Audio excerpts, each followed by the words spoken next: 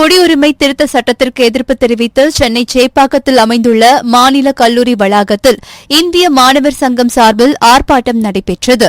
இந்திய மாணவர் சங்கம் மத்திய சென்னை மாவட்ட தலைவர் அருண் தலைமையில் நடைபெற்ற இந்த ஆர்ப்பாட்டத்தில் ஏராளமானோர் கலந்து கொண்டு குடியுரிமை திருத்த சட்டத்திற்கு எதிர்ப்பு தெரிவித்தும் ஒன்றிய பாஜக அரசை கண்டித்தும் கண்டன கோஷங்களை எழுப்பினர்.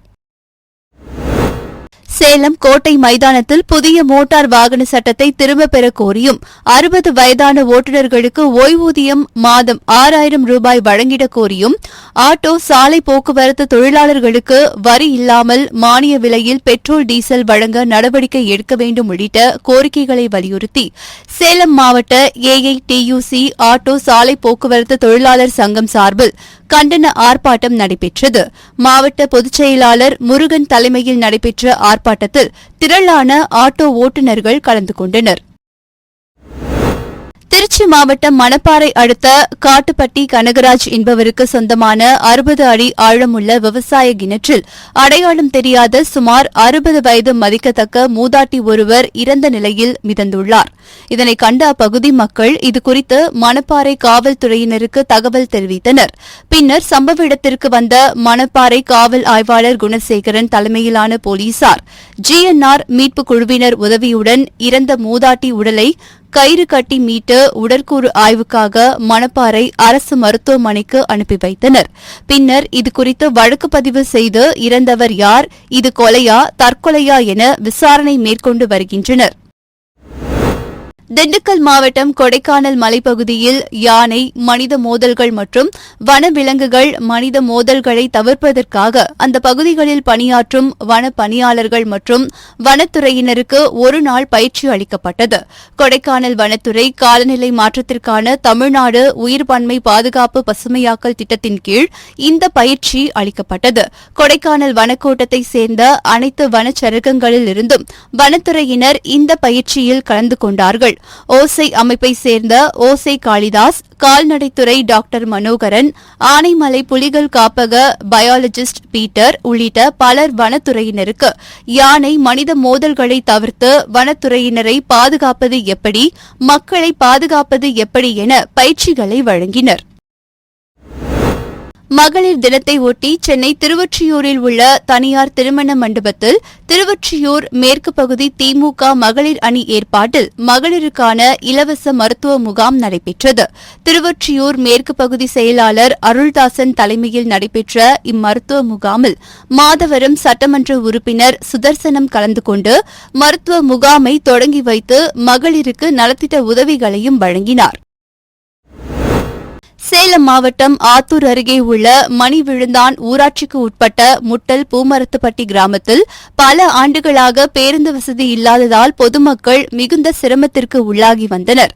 இந்நிலையில் தங்கள் பகுதிக்கு பேருந்து வசதி ஏற்படுத்தி தர வேண்டும் என கூறி வருகின்ற நாடாளுமன்ற தேர்தலை புறக்கணிக்கப் போவதாக விளம்பர பதாகையை ஊர் பகுதியில் எல்லையில் வைத்தனர்.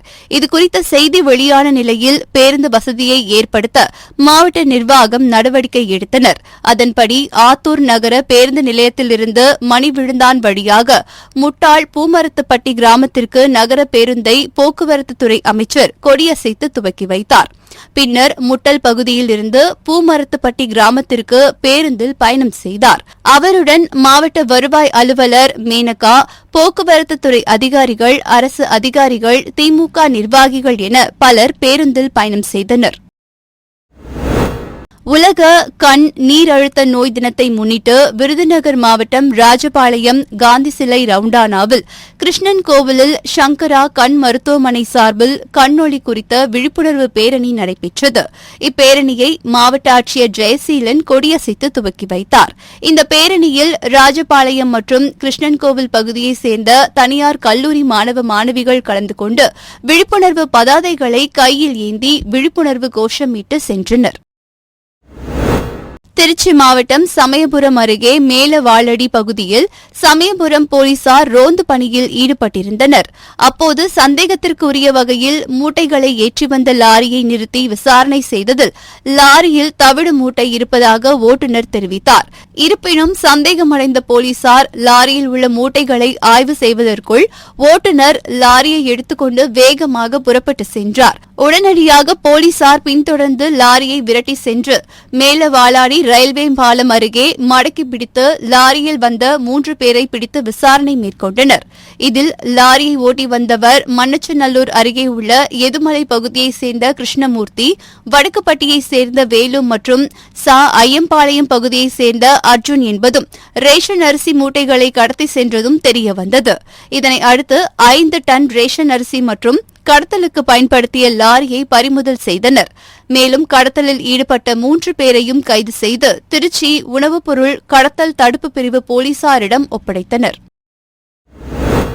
சிவகங்கை அருகே பனங்காடி சாலையில் அமைந்துள்ள ஊனமுற்றோர்கள் மறுவாழ்வு இல்லமான தாய் இல்லத்தில் உலக மகளிர் தினம் கொண்டாடப்பட்டது. மாவட்ட ஆட்சியர் அஜித் தலைமையில் நடைபெற்ற இவ்விழாவில் பல்வேறு துறைகளில் சாதனை படைத்த பெண்மணிகள் தேர்வு செய்யப்பட்டு விருதுகள் வழங்கப்பட்டன. மாவட்ட ஆட்சியர் அஜித் தலைமையில் நடைபெற்ற இவ்விழாவில் பல்வேறு துறைகளில் சாதனை படைத்த பெண்மணிகள் தேர்வு செய்யப்பட்டு விருதுகள் வழங்கப்பட்டன. அந்த வகையில் மக்கள் பிரதிநிதிகளுக்கான சேவை விருது, இல்லத்தரசிகளுக்கான அறம் விருது, அரசியல்வாதிகளுக்கு ஆளுமை விருது, தமிழ் பணிக்கான விருது, தொழில் முனைவோருக்கான விருது என 55 பேர் தேர்வு செய்யப்பட்டு அவர்களுக்கு மாவட்ட ஆட்சியர் ஆஷா அஜித் விருதுகளை வழங்கி கௌரவித்தார். முன்னதாக சிறுவர் சிறுமியர்கள் பரதநாட்டியம், பாட்டு கச்சேரி மற்றும் நடனமாடியும் தங்களது திறமைகளை வெளிப்படுத்தி அனைவரையும் மகிழ்வித்தனர். இந்நிகழ்ச்சியில் மானாமதுரை சட்டமன்ற உறுப்பினர் தமிழரசி ரவிக்குமார், இளையான்குடி முன்னாள் சட்டமன்ற உறுப்பினர் மதியரசன், மாற்றுத்திறனாளி நலவாரிய உறுப்பினர் புஷ்பராஜ் உள்ளிட்ட ஏராளமானோர் கலந்து கொண்டனர். தமிழக எல்லைப் பகுதியான புலிகுண்டுலுவில் நீர்வரத்து திடீரென அதிகரித்து வினாடிக்கு 2500 கன அடியாக நீடித்து வருகிறது. இதனால் தருமபுரி மாவட்டம் ஒகேனக்கலில் உள்ள ஐந்தருவி, சினிபால்ஸ், மெயின் அருவி உள்ளிட்ட அருவிகளில் தண்ணீர் ஆர்ப்பரித்து கொட்டுகிறது. இந்த நீர்வரத்தானது மேலும் அதிகரிக்கவும் வாய்ப்புள்ளது என மத்திய நீர்வளத்துறை அதிகாரிகள் தெரிவித்துள்ளனர். தூத்துக்குடியில் இருந்து ஏரல் சென்ற அரசு பேருந்தை தற்காலிக ஓட்டுநர் மகேந்திரன் என்பவர் ஓட்டி சென்றுள்ளார். அந்த அரசு பேருந்து மொட்டத்தான் விளை கிராமம் அருகே சென்றபோது எதிரே வந்த இருசக்கர வாகனத்தில் நேருக்கு நேர் மோதியது. இதில் இருசக்கர வாகனத்தில் வந்த சாத்தான்குளம் அருகே உள்ள சடையன்கிணறு பகுதியைச் சேர்ந்த இசைமுருகன் என்பவர் பேருந்தின் முன் சக்கரத்தில் சிக்கி சம்பவ இடத்திலேயே பரிதாபமாக உயிரிழந்தார். இவருக்கு கடந்த 6 மாதங்களுக்கு முன்புதான் திருமணம் ஆகி மனைவி கர்ப்பமாக உள்ளார். இவருடன் இருசக்கர வாகனத்தில் வந்த அதே பகுதியைச் சேர்ந்த சுரேஷ் என்பவர் பலத்த காயங்களுடன் ஏரல் மருத்துவமனையில் மேல் சிகிச்சைக்காக அனுமதிக்கப்பட்டுள்ளார். இந்த விபத்து குறித்து ஏரல் காவல்துறையினர் விசாரணை நடத்தி வருகின்றனர். நாடாளுமன்ற தேர்தலை முன்னிட்டு அனைவரும் 100% வாக்களிப்போம் என்ற கையெழுத்து இயக்கம் திருவாரூர் வட்டாட்சியர் அலுவலகத்தில் நடைபெற்றது. இதில் மாவட்ட ஆட்சியர் சாருஸ்ரீ தனது கையெழுத்தினை இட்டு தொடங்கி வைத்தார். இதனைத் தொடர்ந்து அனைவரும் 100% வாக்களிப்போம் என்ற விழிப்புணர்வு பதாகையில் அரசு அலுவலர்கள், பொதுமக்கள் என கையெழுத்திட்டனர். முன்னதாக மாவட்ட ஆட்சியர் அலுவலகத்தில் உள்ள மின்னணு வாக்குப்பதிவு இயந்திரம் செயல்படும் முறை விளக்க மையத்தில் வாக்காளர்கள் வாக்கு செலுத்தி சோதனை செய்வதை மாவட்ட ஆட்சியர் சாருஸ்ரீ, மாவட்ட காவல் கண்காணிப்பாளர் ஜெயக்குமார் பார்வையிட்டனர். ராணிப்பேட்டை மாவட்டம் அரக்கோணம் அடுத்த திருத்தணி தாலுகா தெங்கல் கிராமத்தைச் சேர்ந்தவர் முருகன். இவர் அரக்கோணம் சுவால்பேட்டை பகுதியில் கடந்த 3 ஆண்டுகளுக்கு மேலாக சூப்பர் மார்க்கெட் மளிகை கடை நடத்தி வருகிறார். இந்நிலையில் முருகன் கடையை பூட்டி சென்ற சிறிது நேரத்தில் கடையில் தீப்பற்றி புகை வருவதாக அக்கம் பக்கத்தில் இருந்த கடை உரிமையாளர்கள் தீயணைப்பு நிலையத்திற்கு தகவல் தெரிவித்தனர். அதன் பேரில் சம்பவ இடத்திற்கு சென்ற தீயணைப்புத் துறையினர் கடையின் பூட்டை உடைத்து மின் இணைப்பு துண்டிக்கப்பட்டு தண்ணீர் பீச்சி கடையில் எரிந்து கொண்டிருந்த தீயை அணைத்தனர். இந்த தீ விபத்தில் மளிகை கடையில் இருந்த மளிகை பொருட்கள் மற்றும் மின்சாதன பொருட்கள் தீயில் எரிந்தது நாசமாகின. திருச்சி மாவட்டம் துறையூர் அருகே உள்ள பெருமாள்பாளையம் கிராமத்தை சேர்ந்தவர் கிருஷ்ணமூர்த்தி. இவருக்கும் இவரது தம்பி சந்திரசேகருக்கும் சொத்து தகராறு காரணமாக முன்விரோதம் இருந்து வந்ததாக கூறப்படுகிறது. இந்நிலையில் கிருஷ்ணமூர்த்தி தனது வீட்டின் அருகே நின்று கொண்டிருந்த பொழுது அங்கு வந்த தம்பி சந்திரசேகர் அண்ணனை அரிவாளால் கடுமையாக தாக்கியதாக கூறப்படுகிறது. இதனால் கிருஷ்ணமூர்த்தி பயந்து ஓடியுள்ளார். அவரை ஓட ஓட துரத்தி சென்ற தம்பி சந்திரசேகர் அரிவாளால் வெட்டியதில் தலையில் பலத்த காயம் அடைந்து ரத்த வெள்ளத்தில் சரிந்து சம்பவ இடத்திலேயே கிருஷ்ணமூர்த்தி உயிரிழந்தார். இதுகுறித்து தகவல் அறிந்து தோழர் காவல்துறையினர் சம்பவ இடத்திற்கு சென்று கிருஷ்ணமூர்த்தி உடலை கைப்பற்றி பிரேத பரிசோதனைக்காக துறையூர் அரசு மருத்துவமனைக்கு அனுப்பி வைத்தனர். இதனைத் தொடர்ந்து அவரது தம்பி சந்திரசேகரை கைது செய்து விசாரணை மேற்கொண்டனர். விசாரணையில் கடந்த 2020ஆம் ஆண்டு சொத்து தகராறு பிரச்சினையின் காரணமாக தம்பி சந்திரசேகரை அண்ணன் கிருஷ்ணமூர்த்தி அரிவாளால் வெட்டியதாக கூறப்படுகிறது. இதனால் ஆத்திரத்தில் இருந்த சந்திரசேகர் பழிக்கு பழியாக கிருஷ்ணமூர்த்தியை வெட்டி கொன்றதாக முதல்கட்ட விசாரணையில் தெரியவந்துள்ளது. கடலூர் மாவட்டம் சேத்தியாத்தோப்பு குறுக்கு ரோட்டில் அமைந்துள்ள தனியார் பள்ளியில் 5ஆம் ஆண்டு விழா பள்ளியின் முதல்வர் சுகிர்தா தாமஸ், தாளாளர் தீபக் தாமஸ் தலைமையில் நடைபெற்றது. இதில் சிறப்பு விருந்தினராக தேசிய விருது பெற்ற பாடலாசிரியர் ப. விஜய் கலந்து கொண்டு புதுமையும் புத்துணரும் கலந்த சிறப்புரையை நிகழ்த்தினர். இதனைத் தொடர்ந்து நடைபெற்ற மாணவர்களின் பரதநாட்டியம், யோகா, மௌன மொழி நாடகம், குழு நாடகம், கராத்தே போன்ற அனைத்து நிகழ்ச்சிகளும் பார்வையாளர்களை கவர்ந்தது. தேனி மாவட்டம் ஆண்டிப்பட்டி அருகே கானாவிளக்கில் உள்ள HIV உள்ளூர் கூட்டமைப்பு தலைமை அலுவலகத்தில் HIV நோயாளிகளுக்கான ஆலோசனைக் கூட்டம் நடைபெற்றது. கூட்டமைப்பின் தலைவர் பாண்டியராஜன் தலைமையில் நடைபெற்ற இக்கூட்டத்தில் சுகாதாரத்துறை மருத்துவர்களும் தன்னார்வ தொண்டு நிறுவனங்களின் வெளிநாட்டு நிபுணர்களும் கலந்து கொண்டு HIV பாதிக்கப்பட்ட நபர்கள் மேற்கொள்ளப்பட வேண்டிய பரிசோதனைகள், எடுத்துக்கொள்ள வேண்டிய மருந்து மாத்திரைகள், உட்கொள்ள வேண்டிய சத்தான உணவுப் பொருட்கள், மேற்கொள்ளப்பட வேண்டிய உடற்பயிற்சிகள் உள்ளிட்டவை குறித்து விரிவாக விளக்கி பேசினர். மேலும் HIV பாதிக்கப்பட்ட குழந்தைகள் மற்றும் முதியோர் அவர்களுக்கான மறுவாழ்வியல் விழிப்புணர்வு பயிற்சிகளும் ஆலோசனைகளும் அளிக்கப்பட்டன. இந்த ஆலோசனைக் கூட்டத்தில் தேனி, விருதுநகர், சிவகங்கை மாவட்டங்களை சார்ந்த 100க்கும் மேற்பட்ட HIV பாதித்த குழந்தைகள், பெண்கள் உள்ளிட்ட 20க்கும் மேற்பட்டோர் கலந்து கொண்டனர். வணக்கம், என்னுடைய பேர் பாண்டியராஜன். நான் தேனி மாவட்ட HLR கூட்டமைப்பில் தலைவராக இருக்கேன். இன்று எங்களுடைய தேனி மாவட்ட HLR கூட்டமைப்பு அலுவலகத்தில் வைத்து தேனி மற்றும் விருதுநகர், சிவகங்கை மாவட்டத்தில் உள்ள HIV பாதிக்கப்பட்ட குழந்தைகளுக்கு ஆலோசனை ஒருங்கிணைப்பு கூட்டம் நடைபெற்றது. அது மட்டுமல்லாமல் எங்களுடைய தேனி மாவட்ட HLR கூட்டமைப்பு மூலமாக HIV பாதிக்கப்பட்ட பெரியவர்களுக்கும் HIV பாதிக்கப்பட்ட குழந்தைகளுக்கும் நிறைய சமூக சேவை செய்து கொண்டு வருகிறோம். அரசு நலத்திட்ட உதவிகளாம் வாங்கி கொண்டு இந்த கூட்டமைப்பு சிறப்பாக செயல்பட்டு கொண்டிருக்கிறது. இன்னும் வருகின்ற காலங்களில் பொதுமக்கள் அனைவரும் HIV பரிசோதனை செய்து கொள்வது மிக முக்கியமான விஷயமாக இருக்குது. இப்போ உள்ள சூழ்நிலைக்கு HIV பாதிக்கப்பட்ட HIV என்று கண்டுபிடித்தவுடன் இந்த சூழ்நிலைக்கு நல்ல சிறப்பான ஒரு மருந்து மாத்தெல்லாம் கிடைத்து கொண்டிருக்குது. வாழ்க்கை தர உயரத்துக்கான மருந்து மாத்தெல்லாம் கிடைத்து கொண்டிருக்கிறது. அவங்களுடைய வாழ்க்கை தர உயரத்திற்கு இது ஒரு முக்கியமான ஒரு தருணம். இந்த மாத்திரை நல்ல சிறப்பாகவும் ஆரோக்கியமாகவும் நீண்ட நாள் வாழ்வதற்கும் இந்த மருந்து மாத்திரை உதவிகரமாக இருக்கிறது. அனைவரும் HIV பரிசோதனை செய்து கொள்வது மிக முக்கியமான விஷயம் என்று என்னுடைய தேனி மாவட்ட HLR கூட்டமைப்பு சார்பாக ஒரு வேண்டுகோளாக நான் வைக்கிறேன். நன்றி. ராமநாதபுரம் மாவட்டம் மக்கள் அமைப்பு சார்பில் அகில இந்திய பெண்கள் தின பேரணி மற்றும் பொதுக்கூட்டம் நடைபெற்றது. இதில் பெண்களுக்கு எதிராக வாசகங்கள் அடங்கிய விழிப்புணர்வு பதாகைகளை ஏந்தியபடி ஆயிரக்கணக்கான பெண்கள் நகர் முழுவதும் பேரணியாக வந்தனர். இதனைத் தொடர்ந்து பரமக்குடியில் உள்ள தனியார் மண்டபத்தில் தமிழக பெண்கள் கூட்டமைப்பின் முன்னாள் மாநில தலைவி ராமலட்சுமி தலைமையில் பொதுக்கூட்டம் நடைபெற்றது.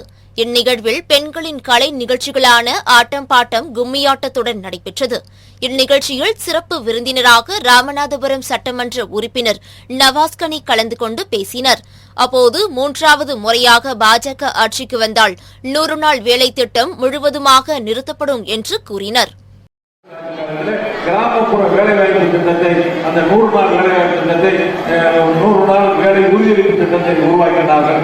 இன்றைக்கு இந்த பணத்தை, இதற்கான சம்பளத்தை பெறுவதற்கு நாங்கள் இந்த அரசிலிருந்து போராடி கொண்டிருக்கின்றோம். 3 மாதம் 4 மாதத்துக்கு சம்பளத்தை விடுவிக்க மாட்டார்கள். அவருடைய நோக்கம் காங்கிரஸ் ஆட்சியிலே தூக்கப்பட்ட 100 நாள் வேலை வாய்ப்பு திட்டத்தை மூட வேண்டும், அதை நிறுத்த வேண்டும் எண்ணத்தோடு செயல்பட்டுக் கொண்டிருக்கிறார்கள். மீண்டும் 3வது முறை பாரதிய ஜனதா கட்சி ஆட்சிக்கு வந்தால் 100 நாள் வேலை திட்டமே இல்லாது கிராமப்புற மக்களுக்கு கிடைக்கக்கூடிய அந்த குறைந்தபட்ச வருமானத்தை ஒழிக்கக்கூடிய வேலையை தான் அவர்கள் செய்து கொண்டிருக்கின்றார்கள்.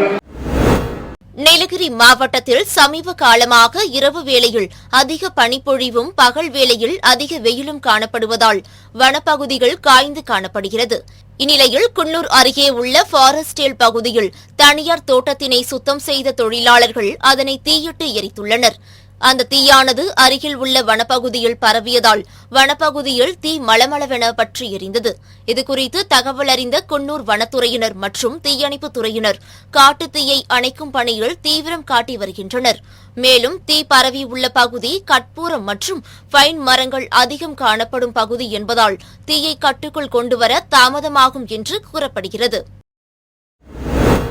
விழுப்புரம் மாவட்டம் செஞ்சி அடுத்த ஆலம்பூண்டியில் இயங்கி வரும் ஸ்ரீ ரங்கபூபதி கல்லூரியில் உலக மகளிர் தின விழா கொண்டாடப்பட்டது. இதில் விழுப்புரம் மாவட்டம் மகளிர் மேம்பாட்டு திட்டத்தின் கீழ் செயல்பட்டு வரும் செஞ்சி, மேல்மலையனூர், வல்லம் உள்ளிட்ட ஒன்றியங்களில் செயல்பட்டு வரும் சுய உதவிக்குழுக்களைச் சேர்ந்த பெண்கள் கலந்து கொண்டு கேக் வெட்டியும் நடனமாடியும் பல்வேறு விளையாட்டுப் போட்டிகளில் ஈடுபட்டு மகிழ்ச்சியுடன் கொண்டாடி மகிழ்ந்தனர். மேலும் இவ்விழாவில் விழுப்புரம் மாவட்ட திட்ட இயக்குநர் காஞ்சனா கலந்து கொண்டு விழாவில் கலந்து கொண்ட அனைத்து மகளிருக்கும் நினைவு கேடயம் வழங்கினர். செங்கல்பட்டு மாவட்ட ஆட்சியர் அலுவலக வளாகத்தில் செய்தி மக்கள் தொடர்பு துறையின் சார்பில் தமிழ்நாடு அரசின் சாதனைகள் மற்றும் நலத்திட்டங்கள் குறித்த புகைப்பட கண்காட்சி நடைபெற்றது. இக்கண்காட்சியை மாவட்ட ஆட்சியர் அருண்ராஜ் தலைமையில் காஞ்சிபுரம் நாடாளுமன்ற உறுப்பினர் செல்வம், செங்கல்பட்டு சட்டமன்ற உறுப்பினர் வரலட்சுமி மதுசூதனன், விடுதலை சிறுத்தைகள் கட்சியின் திருப்போரூர் சட்டமன்ற உறுப்பினர் எஸ் பாலாஜி ஆகியோர் முன்னிலையில் சிறு குறு மற்றும் நடுத்தர தொழில் நிறுவனங்கள் துறை அமைச்சர் தாமு அன்பரசன் திறந்து வைத்து பார்வையிட்டார்.